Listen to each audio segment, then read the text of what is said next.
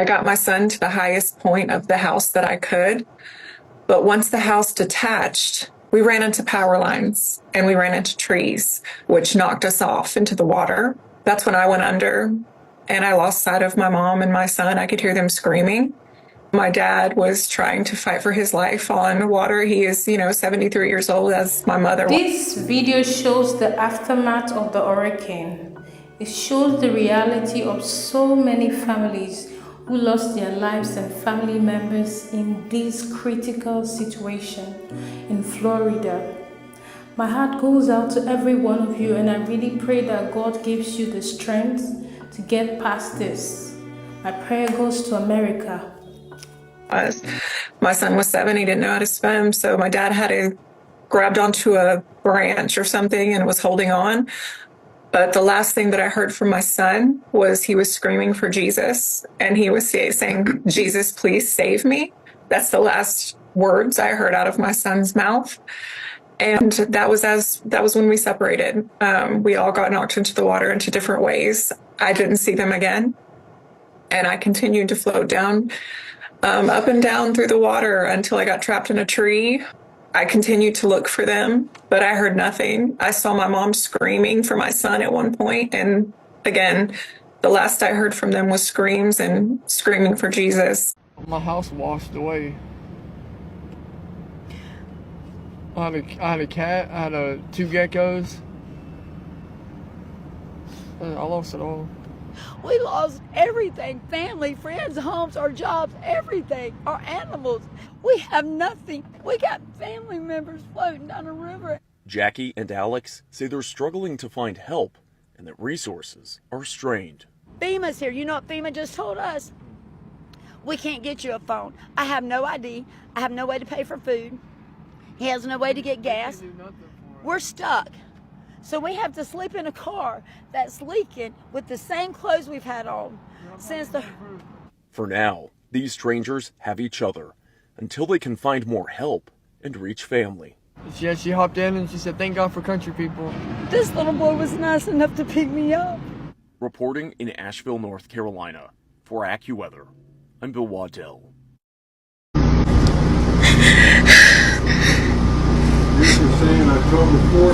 But it's the look in her eyes that I can't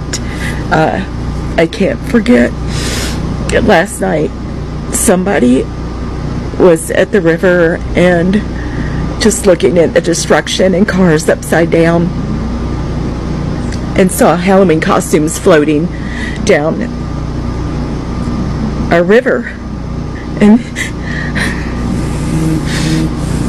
and then she saw faces and realized they weren't costumes.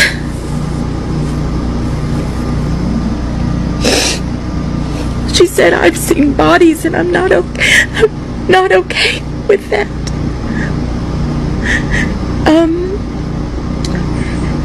And then somebody called and said, "When is somebody gonna come collect all the bodies that have piled up?"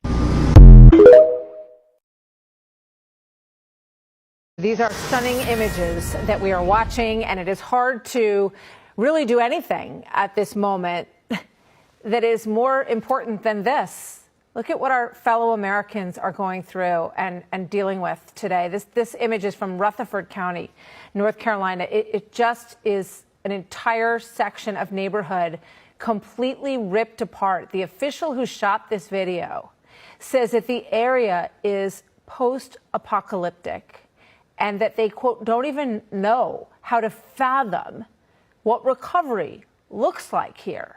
First is senior correspondent Steve Harrigan, who is on the ground covering all of this from Asheville, North Carolina. Hi, Steve.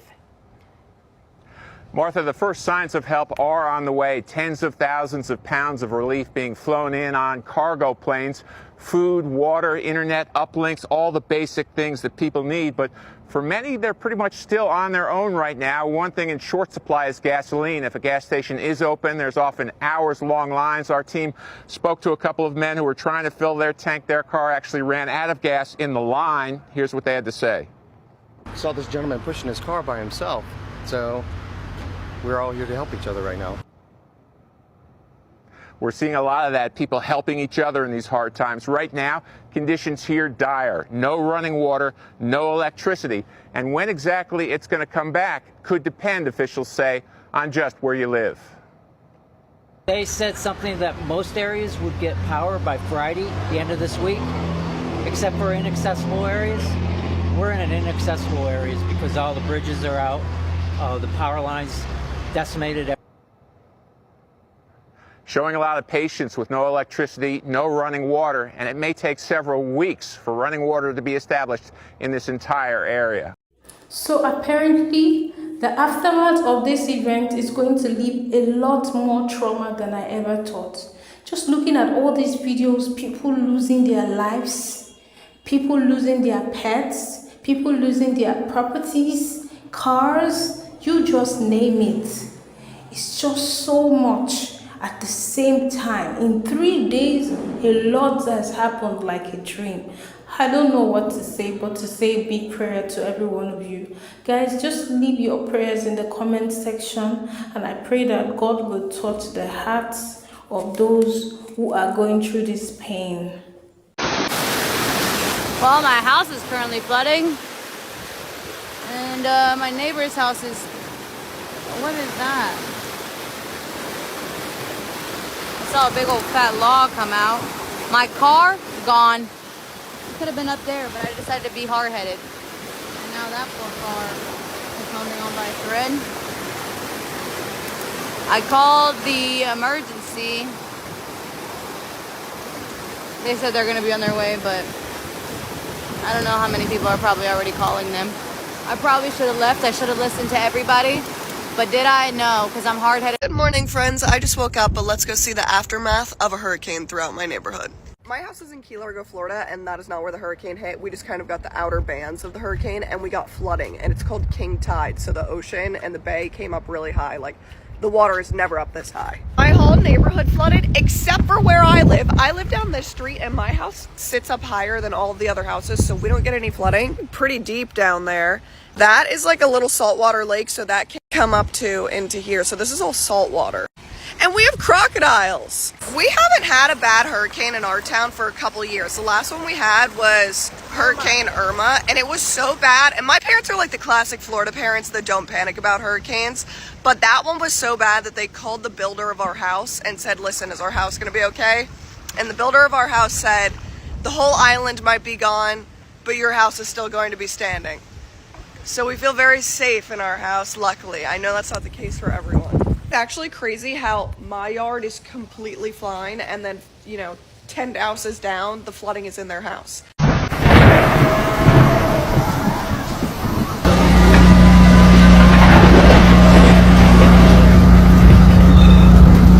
God, that was the scariest thing that ever happened.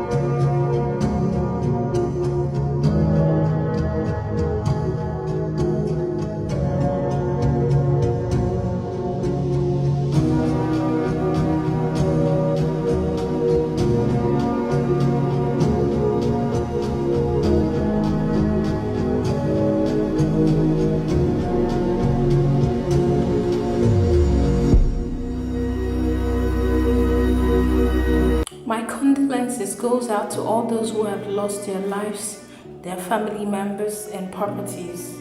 It's such a sad time in the world. Thank you for watching.